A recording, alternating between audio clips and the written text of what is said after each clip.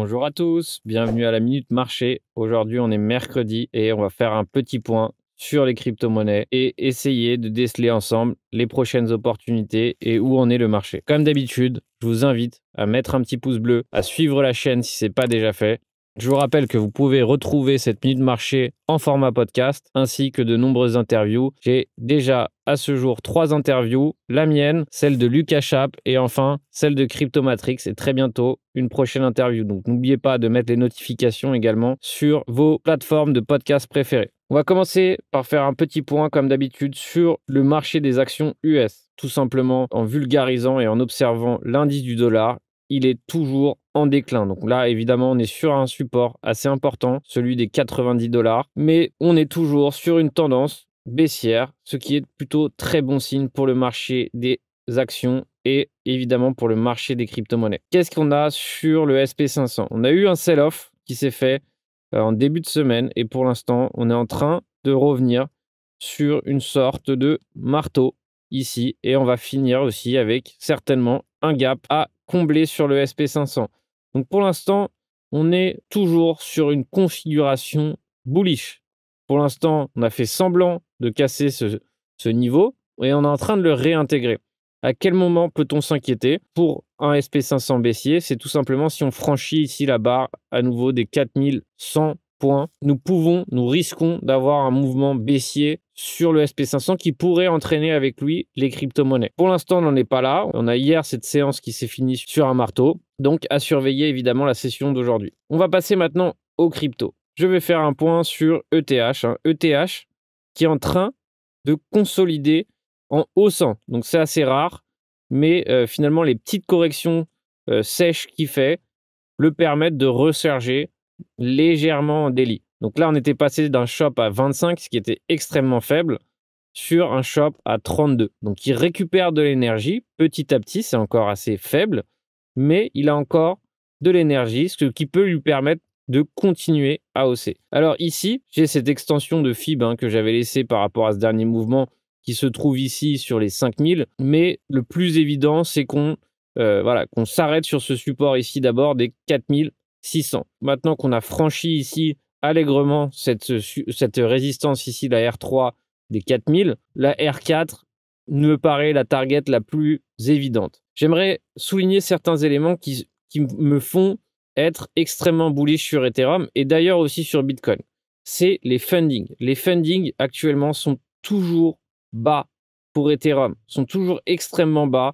Ça ne coûte pas cher d'emprunter du levier pour trader Ethereum. Et ça, pour moi, c'est un signal qui est extrêmement bullish. Regardez les fundings ici, le 12 avril, et regardez les fundings actuellement. Ils sont quasi nuls, et ça me fait penser que pour l'instant, le marché est tout simplement soutenu par une vraie demande. Des gens qui achètent réellement. Donc les leviers derrière ne sont pas les acteurs de cette hausse, ce qui est extrêmement bullish. On va faire un point sur les fundings du Bitcoin, qui eux aussi sont extrêmement faibles. Regardez ici, les fundings du Bitcoin se trouvent ici encore extrêmement faibles en moyenne, comparé par exemple au 12 avril, donc, ou même par exemple le 22 avril où il était négatif. Donc pour moi, c'est encore une structure haussière pour le Bitcoin. C'est encore un signe bullish pour le Bitcoin. Quel est mon prochain signe aussi, mon indication encore qu'on a de grosses chances d'évoluer à la hausse? C'est encore ce open interest qui ne cesse de diminuer. Pour l'instant, regardez, par rapport à avril, on était à 27 milliards d'open interest. Maintenant, on est à moitié moins ici, presque à 21 milliards d'open interest. Donc pour moi, tous ces éléments alignés m'obligent à finalement avoir un biais haussier sur le marché des cryptos en général avec les pionniers, l'Ethereum et le Bitcoin. Donc pour moi, pour ma part, je pense que le Bitcoin a fortement la place d'évoluer à la hausse et à mon avis se trouve proche d'un breakout haussier. Je vous rappelle qu'il est encore sous cette résistance des 59 000 $, qui l'empêche pour l'instant, qu'il a empêché d'évoluer à la hausse. Je vous rappelle que cette résistance des 59 000 $ est extrêmement importante. C'est celle qui se trouve en dessous du gap des CMI Futures. Donc, une fois franchi, le potentiel haussier est énorme, tout simplement parce que déjà, entre 59 000 et 61 000, il n'y a aucune résistance. Donc pour l'instant, qu'est-ce qu'on voit? On voit une espèce de divergence haussière qui est en train de se produire sur le Bitcoin actuellement. Et finalement, 59K sera notre référence. Si vraiment les 59K sont franchis, le potentiel haussier est énorme. Et à mon avis, ce rec va se faire incessamment sous peu. Ici, on voit qu'on a un shop extrêmement chargé. Tout est assez bullish sur le Bitcoin. Alors, à quel moment peut-on s'inquiéter? Ben oui, il y a toujours un moment où on peut s'inquiéter. Si vraiment on franchit les 52K à la baisse, on ira revoir ce support des 48K. Et évidemment, si on perd ce support des 47K, là, ça devient dangereux parce qu'on deviendra sur une tendance haussière weekly, une tendance baissière weekly. Et là, ça sera mauvais signe. Donc pour l'instant, on reste bullish. Évidemment, on a toujours une invalidation, mais le potentiel haussier actuellement est bien plus fort que le potentiel baissier, ce qui peut me faire penser que les acheteurs seront là. Je vous ai rappelé que les fundings sont bas, l'open interest est en train de descendre et les capitaux en général sont actuellement en risk on. Pour moi, il y a toutes les chances qu'on puisse nous faire un breakout haussier. On va passer maintenant, comme vous le savez, j'aime bien observer les contrats de FTX qui nous donnent l'ensemble du marché crypto par catégorie. Donc je vous rappelle que pour moi, je préfère largement regarder les indices que évaluer la market cap et la dominance, tout simplement parce que les indices nous donnent une indication sur le secteur de ces cryptos. Et pour moi, c'est plus intéressant d'observer les cryptos de façon sectorielle, de façon à savoir anticiper où me placer intelligemment en premier. Donc, pour l'instant, c'est pas sur les coins exotiques qu'il faut se placer, tout simplement parce que, regardez ici, le shitcoin perpétuel n'a aucun premium, quasiment. Comme vous pouvez le voir, le shit ici est quasiment égal au prix du contrat à terme. Alors, regardez, si vous observez ici, le shit perp ici se trouve à 10 183 et le shit à terme ici 10 224, donc très peu de premium. Où se trouve le premium actuellement? Et vous allez voir qu'il est clair et net, la prime se trouve actuellement sur le coin DeFi. Sur l'indice DeFi ici, on a une prime de plus de 1000 $. Donc on a augmenté cette prime. Je vous rappelle que la semaine dernière, on était un peu en dessous de cette prime, on était redescendu sous la barre des 1000 $. Et là maintenant, on est sous résistance ici pour le DeFi perp. Et à mon avis, il ne reste que peu avant d'avoir cette explosion haussière qui va se faire sur le DeFi perp. Donc, je vous rappelle que se placer sur le DeFi perp à terme, ici, vous permet de vous placer sur l'intégralité des coins DeFi, tout en profitant du fait que vous n'avez pas de funding. Donc là, vous payez un premium. Ici, comme vous pouvez le voir, le DeFi perp ici est à 16 584 et il se trouve à 17 858 sur le contrat à terme. Mais cet écart, cette prime qu'on voit ici de plus de 1000 $, 1100 $ exactement, 1200 même, 1300 même, indique que pour l'instant, les acheteurs sont placés sur les coins DeFi et principalement sur l'indice. Ici, comme vous pouvez le voir, le shop est chargé à la suite de ce mouvement baissier. Le shop s'est rechargé et là, il est prêt pour un éventuel mouvement haussier. Donc la R2, la R1 est ici à 18 462 et la prochaine R2 est ici à 21 000. Alors, est-ce qu'on va aller à 21 000?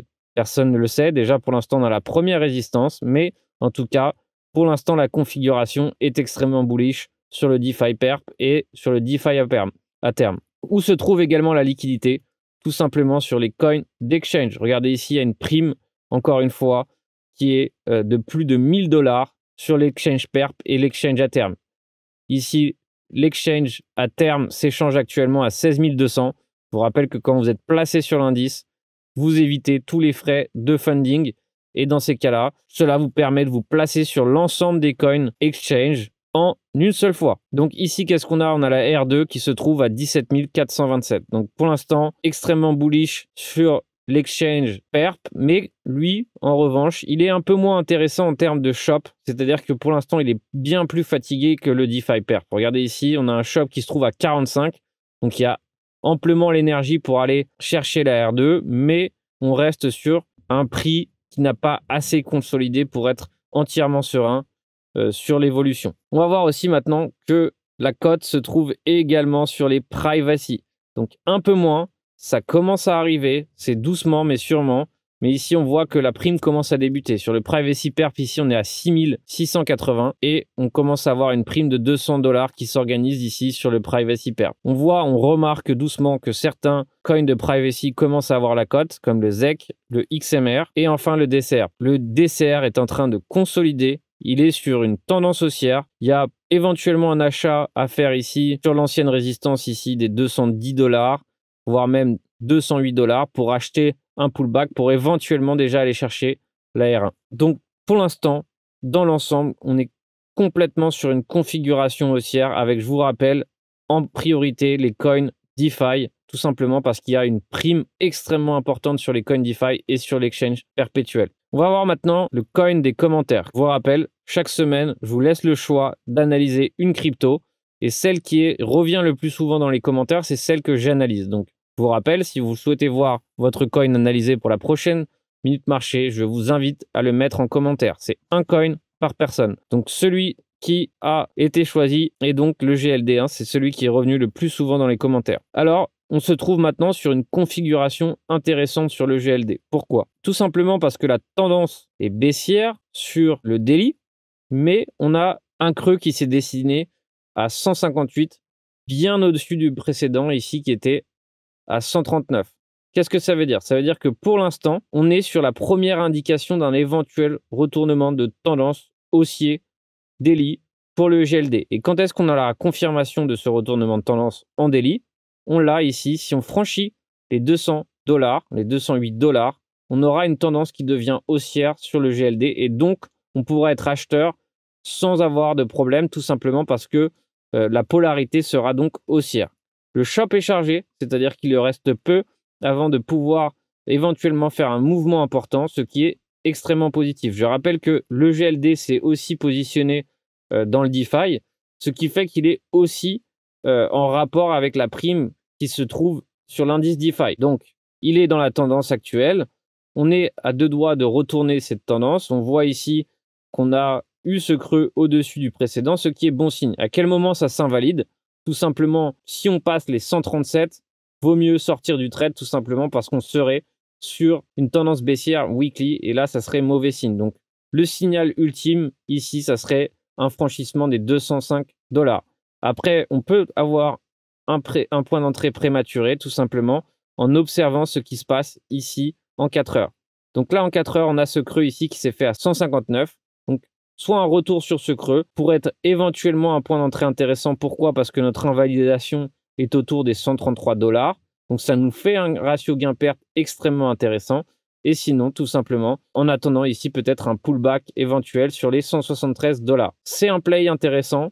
La structure est intéressante. Donc, pour une fois, vous m'avez choisi un coin qui a une structure intéressante qui éventuellement peut être tradé bientôt avec une invalidation qui est claire ici au niveau des 134 $.